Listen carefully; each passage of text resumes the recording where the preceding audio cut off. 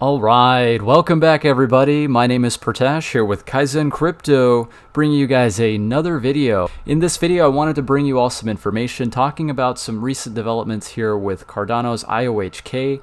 Recently, they've been doing a bit of hiring, so I wanted to bring you guys some information about that. And we're also going to be discussing some relevant information here with the Shelley mainnet. So recently, Aparna Ju, a IOHK team member, came onto the Cardano Effect podcast to talk more about some questions that the community had. One of the questions was related to Shelley, so I'm going to be giving you all some thoughts about that here. And taking a look, the Shelley ITN kicking butt. We can see active users passing over 18,000. So really cool to see that development happening here, giving you all my thoughts on that. And lastly, YouTube censorship. So we all know what's been going on recently with prominent YouTube channels taking a beating, especially talking about cryptocurrency. So I wanted to share with you all my thoughts on all of that here in this video. So let's get right into it.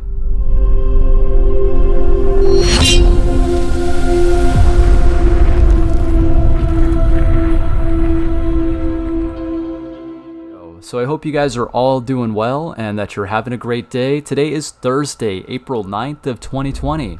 So to start things off, we can see IOHK has been doing a bit of rearranging with the positions that are being held by these leaders in the company. They've recently brought on a new CCO and a new CTO.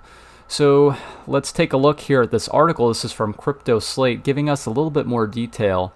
So IOHK has announced two major new hires aimed at helping the rapidly developing company scale its growth. In a press release shared with Crypto Slate, the company said that industry experts Jerry Fragiskatos and Romain Pellerin will be joining IOHK's decentralized team of over 250 employees. The two will be assuming vital positions within the company. Fragiskatos will be the new Chief Commercial Officer, while Pellerin will act as the company's Chief Technology Officer. Quoted by him, he's saying, "I am looking forward to identifying problems, pain points from the process language to experimenting with the newest developments in disruptive blockchain technology. Ultimately, we want to provide technology that people and businesses will use seamlessly," Pellerin said in the release, using new experience to push Cardano forward. So Jerry Fragiskatos will lead IOHK's commercialization strategy from Dallas, Texas, working hand-in-hand with the Cardano Foundation. He will be focused on commodifying the blockchain technology developed at the company for mass adoption and growing a successful self-sustaining business. With experience in over $3 billion worth of successful pursuits, Fragiskatos will also look at extracting value for IOHK's existing products. Romain Pellerin will be working closely with the product and technology teams at IOHK based in Houston to implement new processes and identify the pain processes involved with developing new technologies. He will coordinate the dependencies between teams and lay down the foundations of research and software development at IOHK. All right, very cool. So these new hires have had experience building and marketing and bringing products to market. With what we're seeing here with IOHK, the most anticipated release that we have currently is that of Shelley. So I think that these new hires are going to bring a lot of value to the team, and it's going to be very interesting to see how they can propel Cardano forward. Moving on, so continuing off of the topic related to Shelley. So recently, the Cardano Effect podcast had an opportunity to bring on Aparna Ju. So really nice to be able to have a discussion talking about the points that they had mentioned. I'm going to leave a link for you guys down in the description below if you do want to check out this video. Lots of information. The video is about an hour long. What I wanted to do for you guys is just consolidate that here, play a little clip for you, talking about probably one of the main questions that was asked in this interview. So Philippe and Rick get the opportunity to ask, when are they anticipating Shelley on mainnet? So let's take a look at it. When will we have Shelley mainnet? When mainnet? I knew you were going to come with that one. And you know what? It's one that we're all wanting to answer. It's not just our community. It's also internally. That's what this entire journey has been about, is when can Shelley get started? Because that is the pillar of decentralization. It's the pillar of having a stability, a stable base and a foundation on top of Byron to be able to build the rest of the blockchain infrastructure on.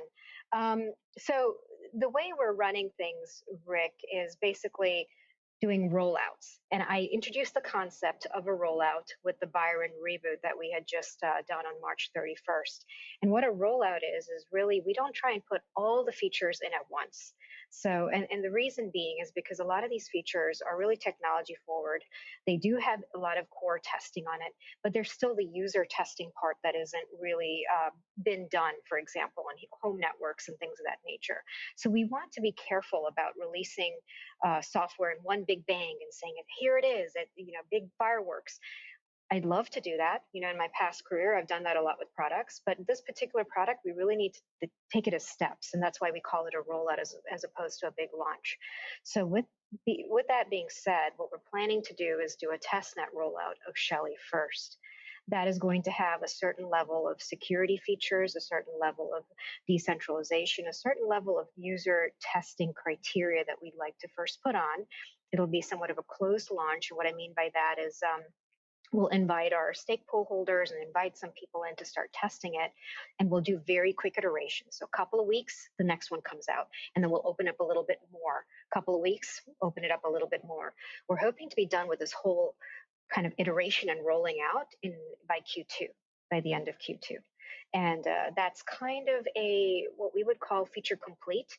But in an agile sprint delivery methodology, you're always going to be innovating on those core features, whether it be the ledger or the consensus or the network. There's always going to be certain things that we're going to put into it that will continuously develop on, right, and continuously release. So even though it might be feature complete, say Q2, that doesn't mean we're not going to keep improving as we hear, as more people get onto it and we hear more feedback and there's something else we wanted to put into it. So hopefully that helps. I don't want to, I'm not comfortable just saying, June 30th, we're a lock. But as we get closer, you'll kind of see the magic of doing this rollout, and hopefully the community will be happy being more involved in how we're doing this.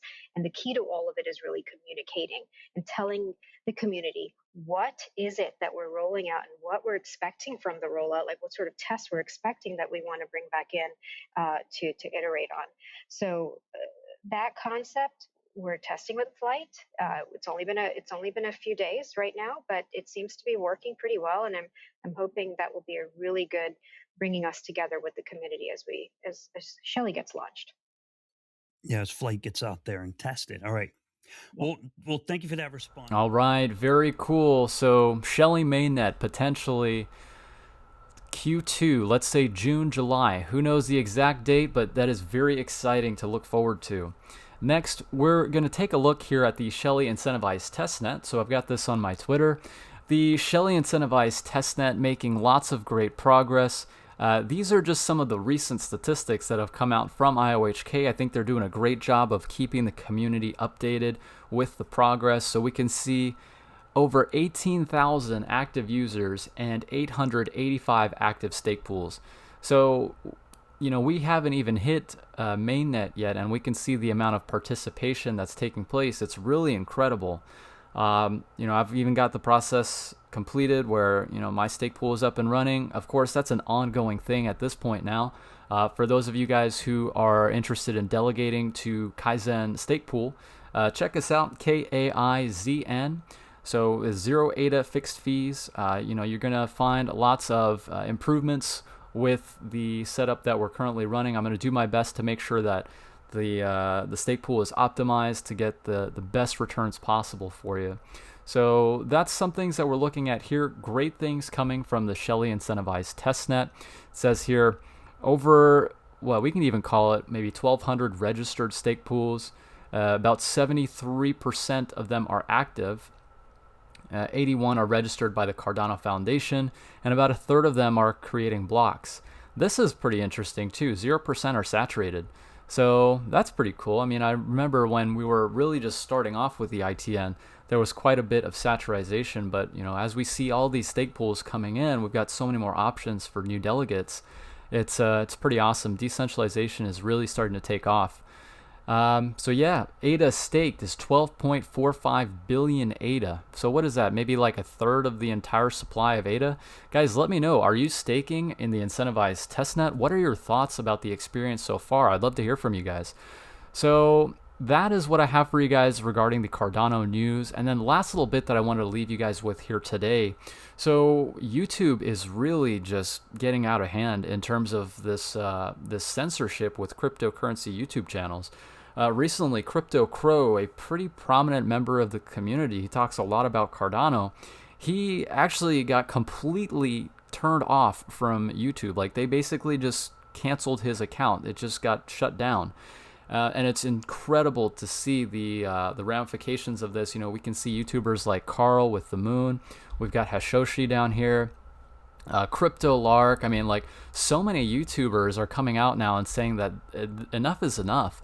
You know, this is really unwarranted and it's really just out of place, I think. And as far as what I'm doing in regards to this, you know, I definitely did retweet Jason's tweet right here, so I definitely want to see if I can spread the word and help support him in any way that I can. But there is this platform that I've recently come across, and it's called LBRY. So LBRY.tv is actually a decentralized content platform. It's really nice because you have the opportunity, if you are a YouTuber, to be able to migrate your content from YouTube onto this distributed platform. So you're able to earn LBRY credits by watching content, you know, engaging with content. So I wanted to encourage you guys, if you are interested in checking out the content from the channel in a decentralized ecosystem, LBRY.tv. I'm going to leave a link for you guys down in the description below. I've started uploading all of my content to that platform as well, and I think you guys will really enjoy the experience if you do decide to use that platform. So that is it for this video here today, guys. I really do hope that you found some value. I know lots to talk about here with Cardano today. If you guys wouldn't mind, be sure to drop a like for me on your way out. I hope you guys are all staying safe and staying healthy. Thank you so much again for watching, and I will see you guys in the next one. Take care.